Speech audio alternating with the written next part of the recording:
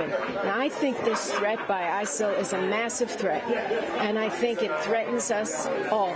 And so I'm not putting boots on the ground. I would never vote to put boots on the ground, but there are ways we can help others fight back so that they don't have to sit there while their girls have acid thrown in their face and their heads cut off. I'm just not going to do it.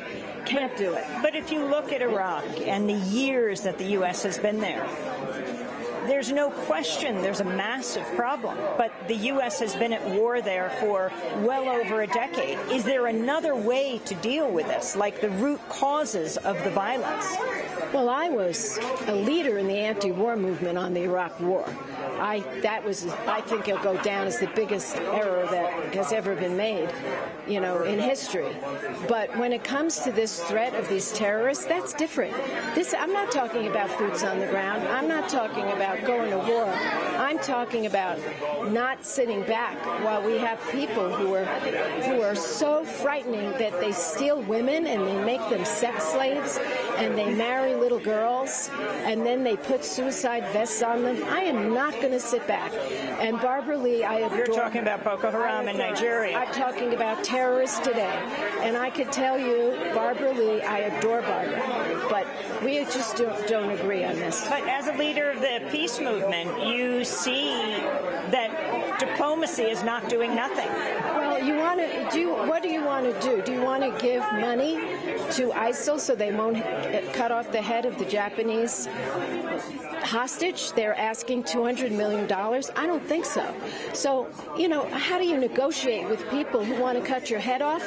I just don't see it. What about looking? Let me just say, as a leader in what I call the peace movement, because I've been ever since Vietnam, I think if someone sits back and allows people like this who don't value human life, who enslave women, who rape women, who throw acid in the faces of women, if we can't stand up to that, sure, if there's a diplomatic way, you do that. War is a last resort, not a first resort. But for me to stand here and say I'm going to do nothing about ISIL, I think I would be dead wrong. But isn't standing up to that perhaps looking behind that, for example, Saudi Arabia and the U.S. support of Saudi Arabia? You and I just disagree, so why don't we cut it off?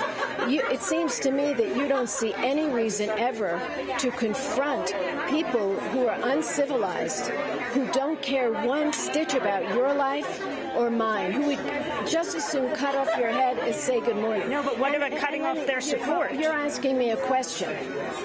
And I don't support them. As a matter of fact, I already voted to give the president authority to go after them. So why don't we leave it at that?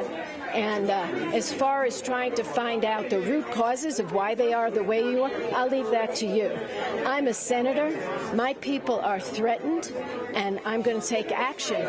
War is a last resort, never a first resort. I don't support going to war and sending combat troops. I support President Obama's plan, which is not to do that, but to make sure that we can help people fight against this terror group, which is so frightening and so frightening to humankind. Senator Boxer, final question.